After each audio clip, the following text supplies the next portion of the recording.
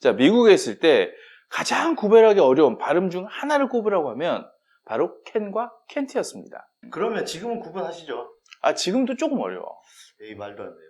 그럼 넌 할 수 있을 것 같아? 어려운 것 같네요. 방법은 있겠죠? 방법이 딱 한 가지가 있어. 방법이 있는데 왜 모른다고 하셨어요? 이게 아직도 발음으로는 구별하기가 좀 힘들어. 아, 비트로 하는구나. 그렇지. 그럼 오늘 이걸 확실히 구분할 수 있겠어요? 그건 보너스지. 오늘은 저희들과 함께 영어 듣기를 위해서 비트 공부를 한번 해보죠. 먼저 오늘 공부할 내용 한번 들어보실까요? Control wouldn't be important since there's nothing left out of the contract. Dual class shares are okay and should be allowed. 오늘 저희가 두 문장을 드릴 건데 이 문장을 꼭 읽어보십시오. 읽어보시면서 각 문장이 얼마나 걸리는지 꼭 시간을 측정해 보십시오. 이 시간이 오늘 공부할 내용의 핵심입니다.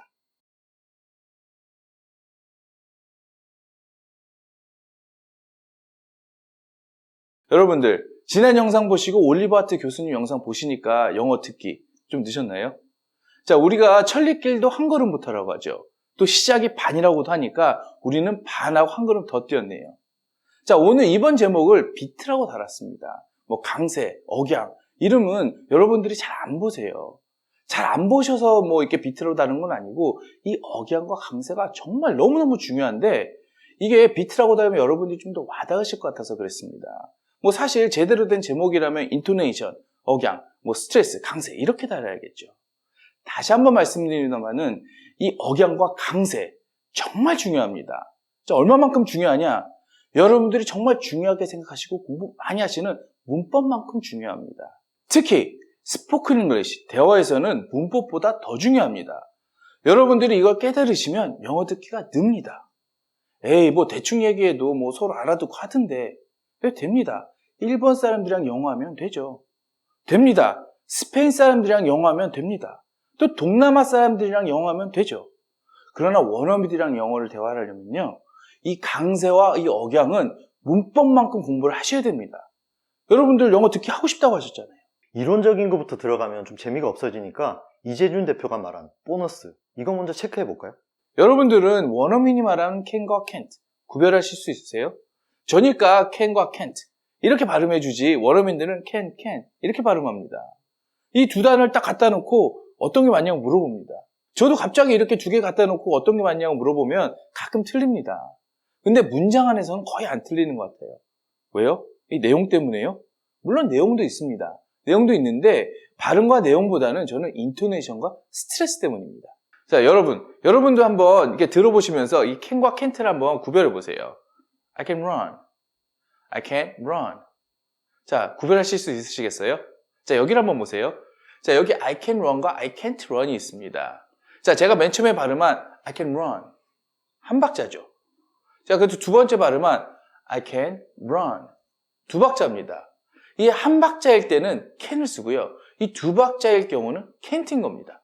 자, 이 이야기는 우리 같은 외국인이 원어민의 can과 can't를 발음만으로 구분하기는 정말 어렵다는 뜻입니다. 그러면 어떻게 해야 될까요? 바로 비트입니다. 박자로 구분을 해야 된다는 뜻이죠. 우리 재밌는 거 하나 더 해볼까요? 이 단어도 마찬가지입니다. 여기 바나나가 있습니다. 이거 영어로 어떻게 발음하죠? banana. 이렇게 발음하죠. 제가 몇 번 더 읽어보겠습니다. banana, banana, banana. 여러분 어떻게 들리셨나요? 제가 조금 발음을 틀리게 했는데 느껴지셨나요? 자, 처음에는 제가 바나나로 발음을 했습니다. 두 번째는 바나나. 세 번째는 그냥 나나만 했습니다. 자, 이거 여러분들 다 틀리게 인식하시잖아요. 근데 원어민들은 이거를 그냥 바나나로 인식을 합니다. 왜냐하면 우리는 음절 하나하나를 인식하기 때문에 이게 틀렸다고 생각을 하지만 원어민들은 이걸 음절로 인식을 하지 않고 accent, stress, 이거 똑같은 말이죠. 이걸로 인식을 하기 때문에 그렇게 크게 상관없는 겁니다. 뭐 심하게 얘기하면은 원어민들이 이 강세가 없으면 무시하거나 그냥 틀려도 상관없는 거죠. 자, 제가 최대한 쉽게 설명드렸는데 여러분 좀 어떻게 와 닿으세요? 이거 우리 한번 반대로 한번 생각해 볼까요? 자, 아저씨라는 단어가 있습니다. 제가 외국인을 만났어요. 그 외국인이 아저씨를 부릅니다. 아저씨, 뭐 아저씨, 아시씨. 희한하게 다 틀리게 불러요. 그런데 희한한 거는 이 액센트가 있는 아는 안 틀린다는 겁니다. 그리고 여기서 우리 원어민들은 이 액센트는 중요하게 생각하고 그 이외에는 좀 무시해버리는 경향이 있다라고 볼 수 있겠네요. 우리가 지금 영어 듣기 공부하고 있죠? 그러면 원어민이 듣는 방식으로 들어야 되잖아요. 이 액센트, 스트레스 정말 중요합니다. 그래야 영어가 들립니다. 우리 하나만 더 해보죠. 그래서 이 액센트, 이 강세가 비트를 만들어내는 겁니다. 비트는 뭐죠? 박자죠. 한 박자의 길이는 일정합니다. 그래서 이 일정한 길이로 나눠지는 겁니다. 자, 여기 세 문장이 있습니다. 이 세 문장 우리 박자에 맞춰서 한번 읽어보죠. 자, 첫 번째 문장입니다. Peter goes. 자, 두 번째 문장입니다. Peter would go. 세 번째 문장입니다. Peter would gone. 자, 이렇게 글자의 수는 다 다르지만 이 길이는 같다라는 거. 이게 바로 영어입니다. 반면에 우리 언어는 글자 수가 많아질수록 말의 길이도 길어집니다. 대부분의 언어가 이렇습니다. 이런 언어를 음절 언어라고 하는데 음절 하나하나를 읽어줘야 되니까 말이 길어질 수밖에요. 앞에서 이재준 대표가 일본 사람들과 동남아 사람들과 유럽 사람들과 영어로 대화가 된다고 했습니다. 당연하죠. 음절 언어 방식으로 영어를 구사하니까요. 문제는 영어 원어민이 잘 못 알아듣는다는 거죠. 스페인의 한 언어학자가 음절 언어와 강세 언어의 차이점을 이런 예로 비교해 놨습니다. 한번 들어보시죠.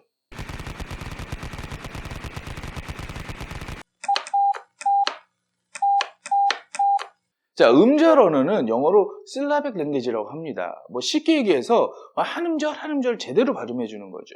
마치 머신건의 총소리처럼 일정한 발음을 해주는 언어를 syllabic language라고 합니다. 반면에 이제 강세 언어 같은 경우는요, stressed language라고 하는데 이거는 한 음절 한 음절 제대로 발음해 주기보다는 이 강세가 있는 음절만 제대로 발음해 주고 나머지는 좀 약하게 하는 겁니다. 뭐 심하게 얘기하면 eaten이라는 표현을 쓰는데 이틀은 먹어버리는 거잖아요.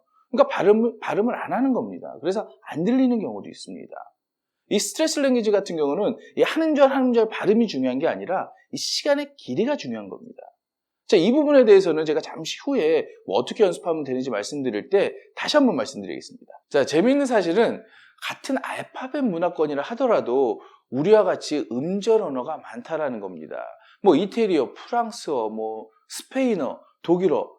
독일어는 조금 차이는 있습니다만은 뭐 이런 언어들은 우리가 발음만 정확히 하고 공부 조금만 하면 비교적 쉽게 알아들을 수가 있습니다. 근데 영어는 아무리 공부를 많이 해도 이게 어렵잖아요. 이건 바로 강세 언어이기 때문에 그렇습니다. 그래서 이건 따로 떼어서 연습을 해야 됩니다. 마치 우리가 모르스보를 연습 안 하고 뭐 공부 안 하면 모르는 것처럼요. 제가 재밌는 사실 하나 더 알려드릴까요? 보통 우리가 미국 유학을 가면 맨 처음에 ESL 클래스라는 걸 듣잖아요. 이건 순전히 제 개인적인 경험입니다만은 가보면 뭐 동양인들, 뭐 이태리에, 뭐 독일에, 뭐 스페인에 많이 있습니다. 그런데 유독 뭐 스웨덴이나 뭐 노르웨이, 러시아 사람들은 잘 못 본 것 같아요. 아마 그 이유는 이 언어들은 강세 언어이기 때문에 그런 것 같습니다. 굳이 영어가 비교적 쉽게 들리거나 굳이 또 영어가 뭐 쉽게 잘 느껴진다면 굳이 미국까지 와서 공부할 필요가 없지 않겠어요? 자, 여태까지 우리가 왜 영어가 잘 안 들리는지 이유를 알아봤죠? 그러면 여기서 우리가 어떻게 하면 영어가 잘 들릴까 고민해 봐야겠죠. 자, 이 한 비트, 한 박자는 어떻게 만들어질까요? 자, 이 한 박자 안에는 무조건 스트레스, 액센트가 있습니다. 자, 이 액센트가 있다는 것은 소리가 높아진다는 겁니다. 또 소리가 높아진다는 것은 소리가 커진다는 거죠. 소리가 높고 커지면은 길이는 길어질 수밖에 없습니다. 자, 그래서 학자들이 이걸 세 가지로 구분을 합니다. Higher pitch, louder voice, longer duration. 더 높은 음정, 더 큰 소리, 더 긴 시간. 자, 원어민들은 문장 속에서 어떤 의미를 전달을 할 때 중요한 단어에 더 높고 크고 길게 발음을 해줍니다. 자, 그렇다면 우리는 이 부분을 집중을 해서 듣는 연습을 해야겠죠. 자, 때로는 어떤 것을 무시할 수 있는 용기도 필요합니다. 또 나머지 이제 귀가 아닌 체화된 문법이라든가 뭐 영어에서 나오는 경험으로 유추하는 이런 것도 이 강세 언어에서는 굉장히 중요합니다. 자, 제가 앞에서 말씀드린 이 캔과 캔트의 구별. 우리는 일반적으로 이 캔과 캔트 구별할 때 발음으로 구별 많이 하려고 하죠. 그런데 사실 정작 중요한 건 비트입니다. 캔트는 캔에 비해서 더 높고 더 크고 더 길게 발음해준다는 이 종합적인 이해가 아주 필요한 거죠. 이제는 타이머에 집중해서 한번 들어보시죠. Control wouldn't be important since there's nothing left out of the contract. Dual class shares are okay and should be allowed. 시간이 똑같죠? 앞에서 여러분들이 시간을 쟀던 그 문장들입니다. 자, 우리는 이것을 뭐 음절 언어인 우리 언어처럼 말하고 듣습니다. 그래서 음절 언어를 쓰는 유럽 사람들이나 뭐 동남아 사람들, 일본 사람과는 쉽게 영어가 되죠. 이 문장이 여러분이 앞에서 읽었던 그 문장입니다. 그런데 여러분은 이 각 문장을 읽었을 때 시간이 달랐죠? 근데 이 하트 교수님은 어떠신가요? 같죠? 다시 이 영상으로 돌아가셔서 올리버 하트 교수님이 어떤 단어들을 더 높고 크고 길게 발음하는지 집중해서 한번 들어보세요. 사실 이해 안 가셔도 상관없습니다. 우리 막 시작하는 거잖아요. 반복이 최고의 선생님입니다. 자, 다음 시간에는 이 한 박자, 한 비트 안에서 있는 단어들 중에서 어떤 단어들이 강세를 받고 어떤 단어들이 좀 약하게 발음하는지 이 청크 개념을 한번 다뤄볼 겁니다. 참, 제가 이 비트 제스처는 비트 할 때 한번 다룬다고 했잖아요. 자, 우리 같은 경우는 뭐 동사들을 바디랭귀지를 하려면 어떤 흉내를 내잖아요. 그 단어들에 대해서 뭐 달리다 그러면 뭐 이런 식으로, 보다 그러면 뭐 이렇게, 나가다 그러면 뭐 이런 식으로 표현하나요? 참 이런 거 어렵잖아요. 그래서 이런 표현이 어려운 것들은 우리는 바디 제스처를 잘 안 하게 됩니다. 그러다 보니까 바디랭귀지를 잘 안 하게 되죠. 근데 강세 영어인 언어는 이렇게 안 합니다. 손으로 비트를 주면 됩니다. 자, 한번 볼까요? Run into, look forward, get out 이런 식으로요.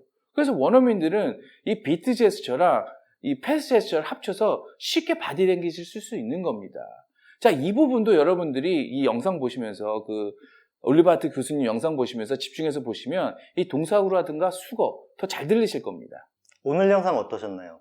다음 시간에는 청크의 개념으로 영어 듣기 연습을 한 발짝 더 나아가 보도록 하겠습니다. 부족하지만 여러분 영어 공부하시는데 작은 도움이 되셨기를 희망합니다. 감사합니다.